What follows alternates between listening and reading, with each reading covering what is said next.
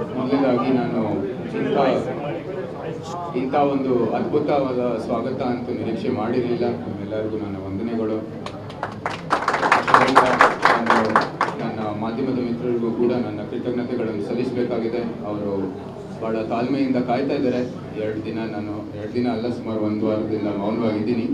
ಎಲ್ಲ ಆಕಾಂಕ್ಷಿಗಳು ಮೌನವಾಗಿರಬೇಕು ಅಂತ ಸೂಚನೆ ಬರುವವರೆಗೂ ಅಂತ ಮಾಹಿತಿ ಬಂದಿತ್ತು. ಅದಕ್ಕಾಗಿದ್ರೆ ನೀವು ಎಲ್ಲರೂ ತಾಳ್ಮೆಯಿಂದ ಇದ್ದೀರಿ. ಸೊ ಅದಕ್ಕಾಗಿ ನಾನು ಕೃತಜ್ಞತೆಗಳನ್ನು ಸಲ್ಲಿಸುತ್ತೇನೆ.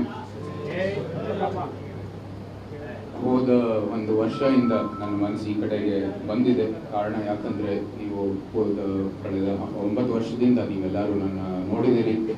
ಸಾರ್ವಜನಿಕ ಒಂದು ವೈಯಕ್ತಿಕವಾದ ಅವತಾರದಲ್ಲಿ ಸಾರ್ವಜನಿಕ ಕೆಲಸದಲ್ಲಿ ಪಾತ್ರವಾಗಿದೆ, ಭಾಗವಹಿಸ್ತಿದ್ದೆ. ಕಾರ್ಯಕ್ರಮದಲ್ಲಿ ಅದು ಸಾಂಸ್ಕೃತಿಕ ಕಾರ್ಯಕ್ರಮ ಇರ್ಬೋದು, ಸಾರ್ವಜನಿಕ ಸೇವೆಯಲ್ಲಿರ್ಬೋದು, ಮತ್ತು ನಮ್ಮ ಅನೇಕ ಅಭಿವೃದ್ಧಿ ಕೆಲಸ ಅಂದರೆ ಸೈಬರ್ ಭದ್ರತೆ ಇರ್ಬೋದು ಅಥವಾ ನಮ್ಮ GI ಟ್ಯಾಗಿಂಗು, ಅನೇಕ ಒಂದು ಕೆಲಸದಲ್ಲಿ ಎಲ್ಲ ಭಾಗಿಯಾಗಿದೆ.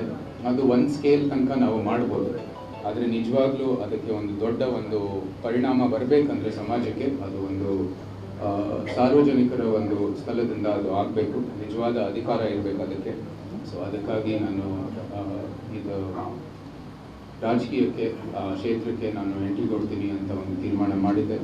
ನಮ್ಮ ತಾಯಿಯವರ ಆಶೀರ್ವಾದ ಮತ್ತು ಅನುಮತಿಯೊಂದಿಗೆ ಅಥವಾ ತಾಯಿ ಚಾಮುಂಡೇಶ್ವರಿ ಆಶೀರ್ವಾದದೊಂದಿಗೆ ನಾವು ಇವತ್ತು ರಾಜಕೀಯ ಪ್ರವೇಶಕ್ಕೆ ಇವತ್ತು ಎಂಟ್ರಿ ಕೊಟ್ಟಿದ್ದೀವಿ. ಮತ್ತು ಅಲ್ಲಿ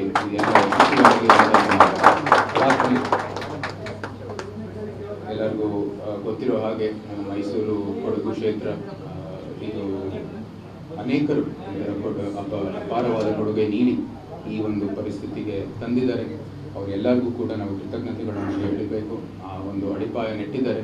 ಮುಂಬರುವ ಇದು ನಮ್ಮ ಭವಿಷ್ಯದಲ್ಲಿ ನಮಗೆ ಒಂದು ಅವಕಾಶ ಸಿಕ್ಕಿದ್ರೆ ಈ ಕೆಲಸ ಮಾಡೋಕ್ಕೆ ನಾನು ಅದೇ ಒಂದು ನೆಟ್ಟಿರೋ ಮಾರ್ಗದಲ್ಲೇ ಹೋಗ್ತಾ ಆ ಅಭಿವೃದ್ಧಿ ಕೆಲಸನ ಮುಂದುವರಿತಾ ನಮ್ಮದೇ ಅದಕ್ಕೆ ಒಂದು ಗುರುತು ಕೊಟ್ಟು ನಾವು ಮುಂದುವರಿತೀವಿ ಅಂತ ನಾನು ಹೇಳಕ್ಕೆ ಇಷ್ಟಪಡ್ತೀನಿ. ಅದ್ರ ಜೊತೆಗೆ ನಮ್ಮ ಕಾರ್ಯಕರ್ತರು ಇವತ್ತು ಅವರ ಸೇವಾ ಮತ್ತು ಅವರ ಸಹಾಯದೊಂದಿಗೇ ಇದು ಎಲ್ಲ ಯಶಸ್ವಿ ಉಂಟಾಗೋದು. ನಿಮ್ಮ ಇಲ್ಲದೇ ಇದಕ್ಕೆ ಯಾವುದೇ ಕಾರಣಕ್ಕೂ ಯಶಸ್ವಿ ಆಗಲ್ಲ. ಸೊ ಅದಕ್ಕಾಗಿ ನಿಮ್ಮೆಲ್ಲರ ಸಹಾಯವನ್ನು ಕೇಳ್ತಾ ಇದ್ದೀನಿ. ಅಷ್ಟು ಹೇಳ್ತಾ ಮತ್ತೊಮ್ಮೆ ನಿಮ್ಮ ಮಾಧ್ಯಮದ ಮಿತ್ರರು ನಿಮಗೂ ಕೂಡ ನಿಮ್ಮ ಸಹಕಾರ ಸಹಾಯ ಯಾವಾಗಲೂ ಬೇಕಾಗಿದೆ. ಅದು ಯಾವಾಗಲೂ ಇರಲಿ ಅಂತ ನಾನು ಕೂಡ ನಿಮ್ಮ ಜೊತೆ ಒಂದು ಇವತ್ತು ಮನವಿ. ಅಷ್ಟು ಹೇಳ್ತಾ ನಿಮ್ಮದೇ ಪ್ರಶ್ನೆಗೆ ನಾನು ಇವಾಗ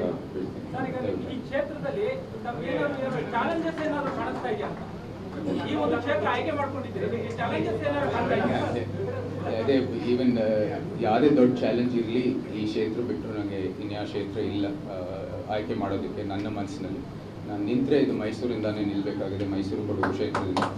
ಅದು ಚಾಲೆಂಜ್ ಇದ್ದರೆ ಅದು ಒಳ್ಳೆಯದು ಇರಬೇಕು ಅಂಥದ್ದು. ಅದನ್ನು ನಾವು ಚಾಲೆಂಜ್ಗಳನ್ನು ಪರಿಹರಿಸಿ ಮುಂದುವರಿಯೋದೇ ಜೀವನದ ಒಂದು ಮಾರ್ಗ ಅಂತ ಹೇಳಿ.